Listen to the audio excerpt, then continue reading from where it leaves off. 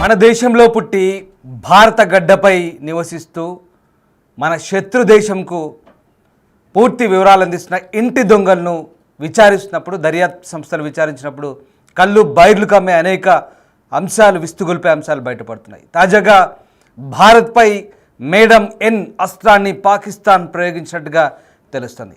ఇంతకీ ఈ మేడం ఎన్ ఎవరో నేను మీకు చెప్పే ప్రయత్నం చేస్తాను. ప్రధానంగా భారత ఇన్ఫ్లుయెన్సర్లను ట్రాప్ చేయడమే ఈమె పనిగా చెప్తున్నారు. Madam N is nothing but Naushaba Shahzad.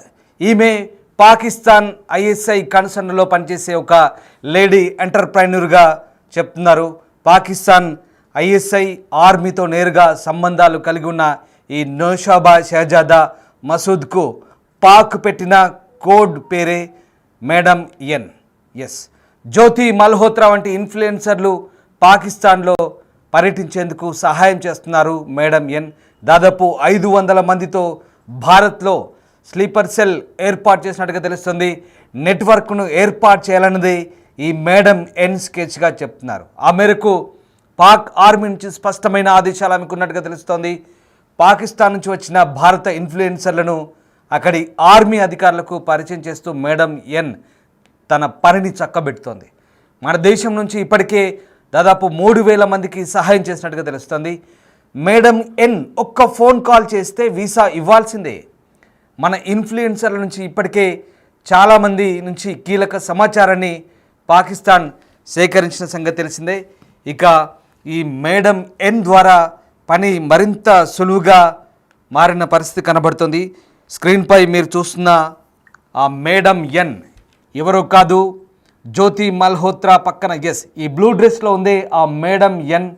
Naushaba Shahzad మసూద్గా చెప్తున్న ఈ పాకిస్తానీ జాతీయురాలు చాలా చక్కగా పని కానిచ్చేసింది.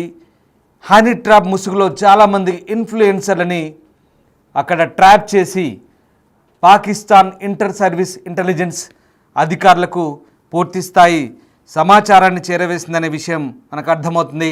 ఆపరేషన్ సింధూర్ తర్వాత భారత్లో పాకిస్తాన్కు సహాయం చేస్తున్న వారిపై కేంద్రం కన్నెర్ర చేసిన సంగతి తెలిసిందే. ఇన్నాళ్ళుగా చూసి చూడనట్లు వదిలేసిన చాలామందిని ట్రాక్ చేసి వారిని అదుపులోకి తీసుకొని వివరాలు రాబడుతున్న క్రమంలో మన దర్యాప్తు సంస్థలకు ఈ విస్తుగొల్పే అంశాలు బయటపడ్డాయి. ఈ మొత్తం తతంగం వెనుక ఉన్నదే ఆ లింక్ ఎవరని చూస్తే మేడం ఎన్. మీరు చూస్తున్న పాకిస్తానీ జాతీయురాలి పాస్పోర్ట్ అది మేడం ఎన్ నౌషాబా షహజాద్ మసూద్. ఈమె పాకిస్తాన్లో ఒక ప్రైవేటు ట్రావెల్ ఏజెన్సీ నడుపుతోంది.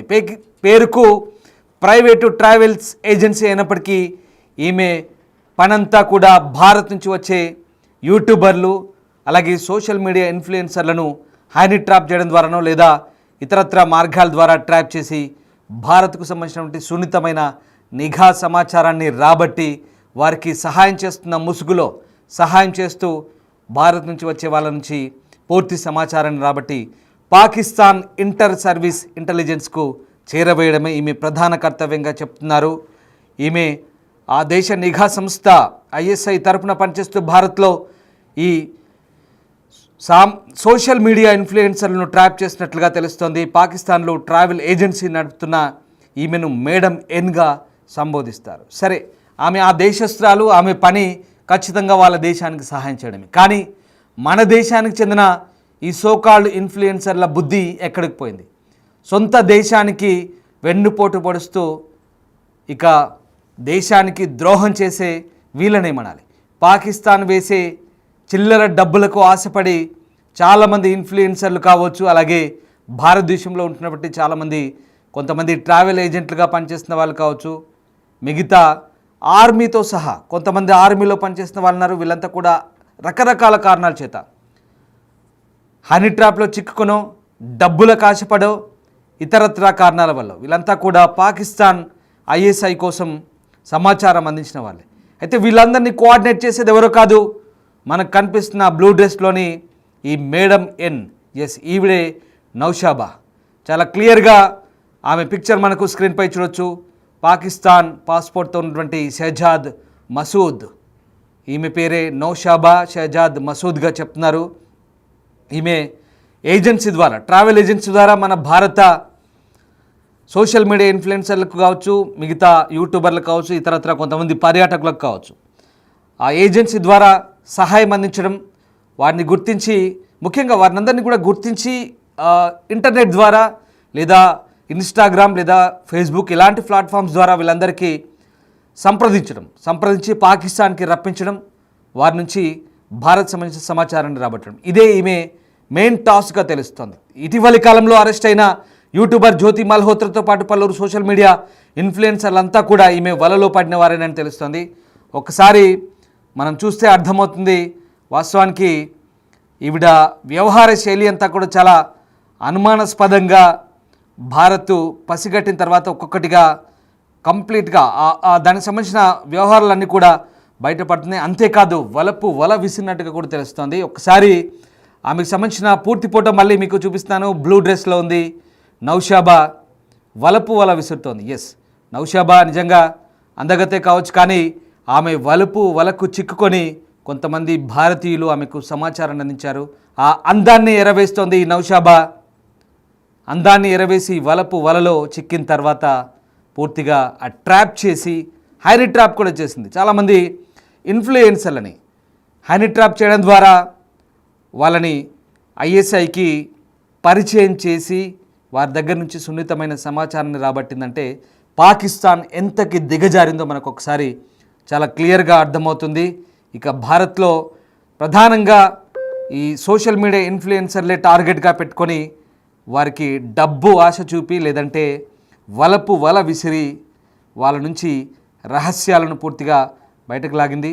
ఇప్పటికే భారత్లో ఇలా దాదాపు 500 మంది స్లీపర్ సెల్స్ను ఆమె నియమించినట్టుగా మన దర్యాప్తు సంస్థలు చెప్తున్నాయి. ఒకసారి ఆమె పూర్తి ఆ పిక్చర్ చూడండి, నౌషాబా. ఇక ఈమె గురించి అంటే ఒక ఆడ వ్యక్తి, ఒక స్త్రీ గురించి బహుశా చెడ్డగా మాట్లాడితే అది భావ్యంగా ఉండదు, కానీ ఆమె చేసిన పనులు మన దేశానికి ఎంతటి ద్రోహం చేసిందో ఒకసారి మనము ఆ వల విసిరి మన దేశీయుల్ని ఆకట్టుకొని లేదా డబ్బు ద్వారా ఇలాంటి నీచపు పనులకు దిగజారింది. ఒకసారి మన జ్యోతి మల్హోత్రా అలాగే ఇంకా మిగతా యూట్యూబర్ల సంగతి సరే వాళ్ళంతా కూడా, జ్యోతి మల్హోత్రా అయితే ఏకంగా పాకిస్తాన్ PIO ఒకరితో నేరుగా సంబంధం పెట్టుకొని వాడితో బాలి దాకా వెళ్ళొచ్చింది. ఎంతటి చండాలం, నిజంగా ఎంతటి దుర్మార్గానికి దిగజారుతున్నారు.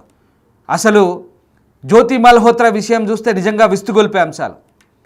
మనం బహిష్కరించినటువంటి పాకిస్తాన్ హై కమిషన్ ఉద్యోగితో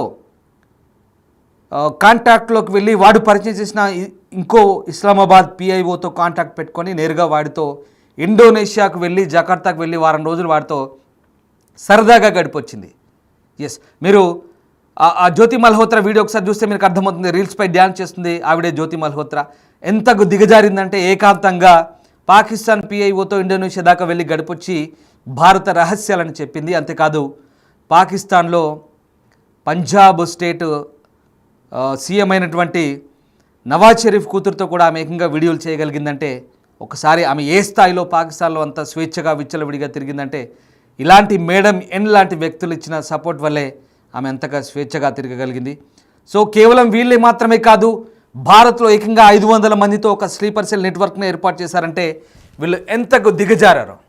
ఇక్కడ పూర్తిగా అందాన్ని వయసును వలపుగా ఎరవేసి ఇక్కడ నౌషాబా షెహజాద్ మసూద్ లాంటి ఒక ఆడమనిషి పాకిస్తాన్ వైపు నుంచి ఏ రకంగా గూఢచర్యానికి పాల్పడింది. అంతేకాదు భారత్లో ఎంతమందిని ఇక్కడ ఒక రకంగా చెడుదారిలోకి దింపింది అనేది మనకు చాలా క్లియర్గా అర్థమవుతుంది. ఈమె చేసిన పనుల్లా ఇక ఇంకొక ఆసక్తికరమైన విషయం ఏంటంటే ఈమె పాకిస్తాన్ చెందిన ఒక రిటైర్డ్ సివిల్ సర్వీస్ అధికారి భార్య అంట.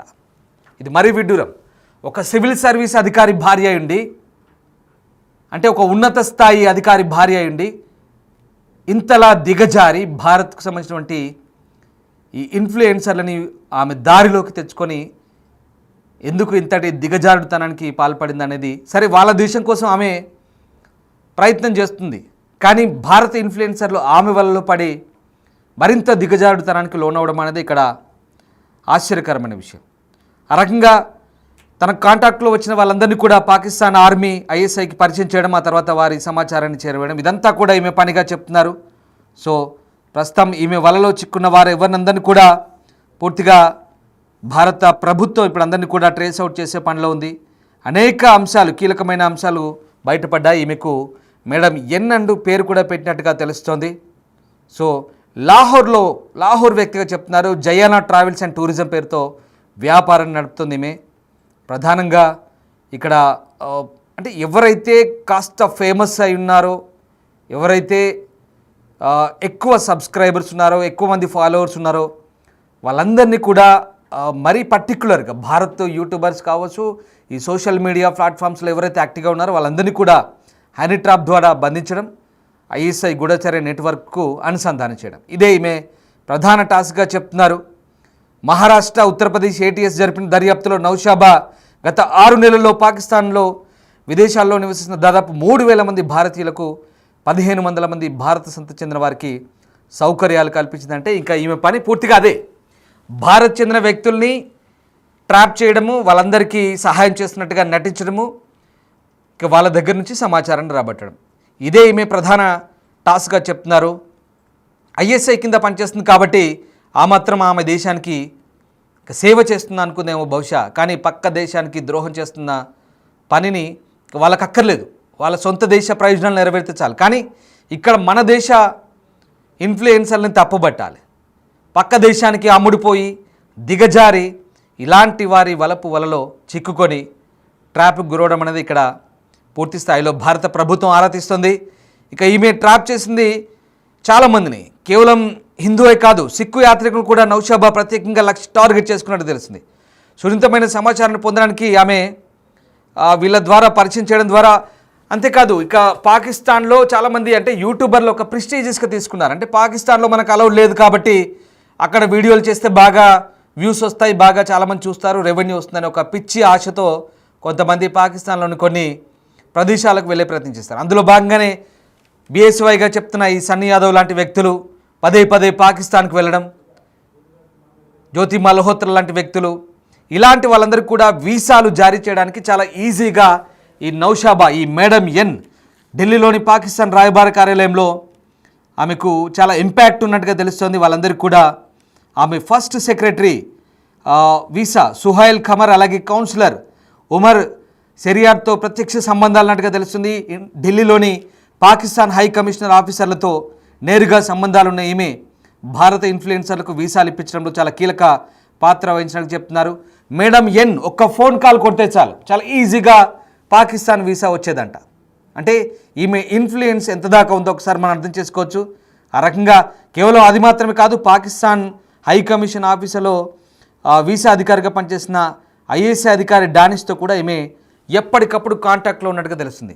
నేను ఇందాక చెప్పాను, ఇదే మన జ్యోతి మల్హోత్రా ఇదే డానిష్ గారితో రిలేషన్ మెయింటైన్ చేస్తూ వాడు పరిచయం చేసిన మరికొంతమంది పిఐఓలతో కాంటాక్ట్లో వెళ్ళి ఏ రకంగా భారత్కు ద్రోహం చేస్తుందో ఇప్పుడు ఈ అంశాలన్నీ కూడా బయటపడుతున్నాయి.